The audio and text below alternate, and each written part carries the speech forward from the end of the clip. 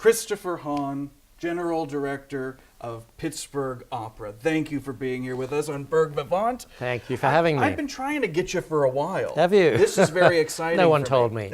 You never got. They never tell me There's anything. A pile of memos with the Burgh Vivant logo. Oh, sitting. that's what those were. You've been using it for a doorstop. Yeah, But this is exciting for me because when I picture a general director of an opera company, you're exactly what comes to mind. You have a delightful accent. You have a very charming demeanor. Thank you. So was there a long road to ascend to this lofty position, or did central casting send you? You never want to scratch beneath the surface because terrible things come out from under it. No, I am who I am. I'm this guy who found himself working in the opera field, and I figured out early on that my calling was to tell other people what to do.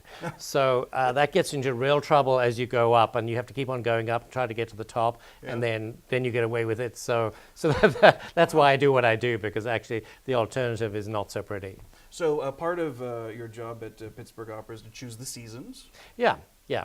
So in the opera world, general director is a sort of a title that we give the poor sod who actually has to do it all. So they're music directors and artistic directors and production directors, et cetera, et cetera, et cetera.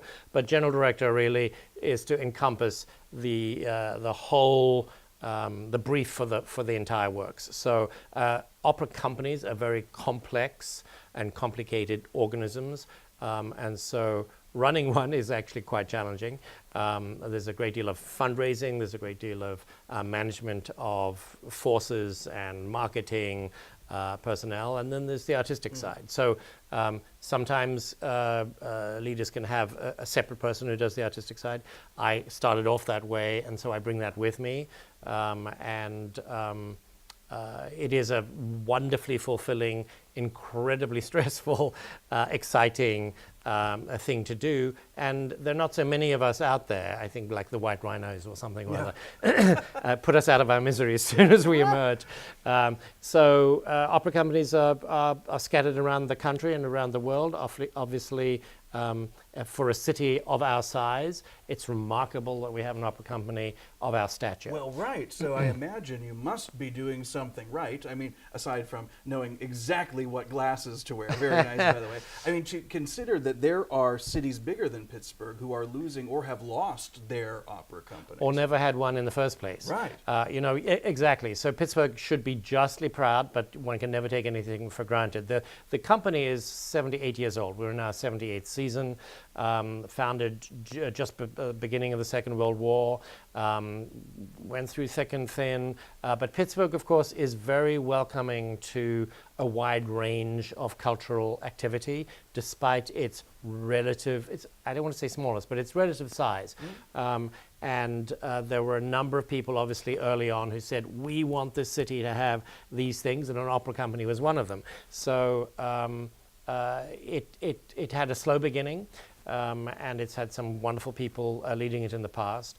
And so when I came along, I was fascinated to discover that Pittsburgh did have this great depth and vitality, and that I couldn't see everything I wanted to see, in 1 week, that there were too many things going on. Right. And that was sort of unusual. I'd lived in LA and San Francisco and London, so I'm sort of used to a lot of activity, and I was blown away by the amount of activity in Pittsburgh.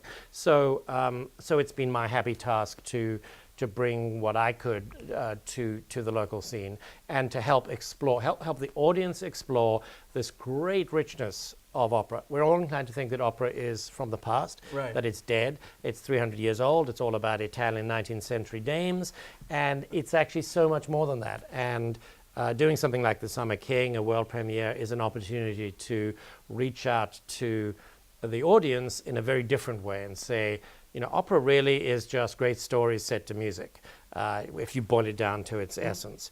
And so obviously the range, the possibility is enormous. And that's really what I think Pittsburgh is good at. But Pittsburgh doesn't doesn't do well with preconceived ideas. It doesn't say, oh, you can only do this, only do that. It does allow us to breathe and say, okay, show us. So we're trying to show Pittsburgh. Yeah, I've learned a great deal about opera through what Pittsburgh Opera has great. offered. I mean, Great. because you're right, a lot of people just sort of assume, well, it's all, old, it's Italian. those 10 Italian operas that everybody does over and over again. Yeah. But Pittsburgh Opera has done, some very modern pieces too. A lot. And I yeah. learned that there are people writing operas right now.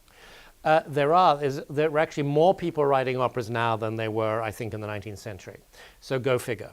And of course, many of them are being written in English, in American idiom, about subject matter that we are really can connect with. We've done a number of, we did a Dead Man Walking, for instance, a very famous movie, film, but a fantastic opera, Grapes of Wrath, a great novel brought onto the stage in a particular sort of way. And then more esoteric things like Orphée, Philip Glass's production of Orphée, et cetera, et cetera. So yes, opera is a very, very wide embrace. And what is really incredible is that The Summer King, which will be the next opera performed by Pittsburgh Opera, opening April 29th, is a world premiere. And I believe it is the first world premiere that Pittsburgh Opera has hosted in 78 years. Is that true? It is, and that's for a good reason. So putting on a world premiere for an opera company is not something you do lightly. Right. You spend a lot of time Once thinking every about 78 years, apparently. Exactly, because we've taken leave of our senses and we're going to do 3 in the next 5 years, or maybe 4. So the reason that we have come to the stage when it is appropriate is that the company has grown so wonderfully over the years. It's got all the great bones that you need to be able to then take this vast risk of a world premiere. We've got a great chorus, we've got a great orchestra, we've got a great production team, music staff, music director, staff. So you need all of those very good working parts to be able to sustain the stress levels of a world premiere. It is very tough. I mean, you have to identify the piece, you have to help develop the piece, and you have to then market it, fundraise for it, and then produce as good a possible rendition of this new work, which is very tough because however open-minded people are, the first time they see something, they're like, trying to get their sea legs, like, what is this? Where does this come from? The definition of a world premiere is that it's really new. You haven't heard it before. You don't know how to get your bearings. So that in itself is a challenge. And it's a challenge that the company needs to give itself and that it needs to give its audience. So we're basically on this ride together to say, come on, we're exploring this fantastic story, the Josh Gibson story, with these fantastic elements. And we're going to create this unique thing that you, lucky people in Pittsburgh, are going to be the only people who have ever seen this in this 1 week. And then it's going to go on and have another life. And everyone can say, I was there, on the first night. Like, can you imagine being in the opening night of Bohème, La Bohème, or Turandot, like we just did, or Tosca? Right. And of course, the same thing would have happened. Like, ooh, what's this? Who's this Verdi guy? Who's this Puccini guy? So we're actually living in that moment, and it's a very exciting one. So what was it that stood out to you about this piece in particular that made you say, this is the show we are going to serve a world premiere of? Right. Well, I knew that for Pittsburgh, we couldn't just come up with any old world premiere. We had to have something that sort of grabbed people by the throat. And in full disclosure, I'd never heard of Josh Gibson when I encountered this piece. So I'm a very cautious and disbelieving kind of person. So I came back to Pittsburgh and I said, Josh Gibson, and everyone I could lay my hands on. And 99% of everyone knew exactly who he was, had a very strong opinion about him, kind of worshipped the ground he, walked on, et cetera, et cetera. And I kind of went, this name, this man, this story, it galvanizes people. This is the sort of piece that we need to do. And so I got into it more and more and more, and I sort of made the decision based on the fact that I felt that we couldn't do just some esoteric subject that some people might be interested in, that of the vast majority of the audience needed to say, I had no idea. This is I want to learn more, and isn't opera a fantastic way to learn it? Mhm. And there's certainly a Pittsburgh connection too with Josh Gibson. I think he either practiced or played here. Or, he grew up here. He wasn't born here, but he grew up here. He lived his life here. He played for not one but two Negro Leagues baseball teams.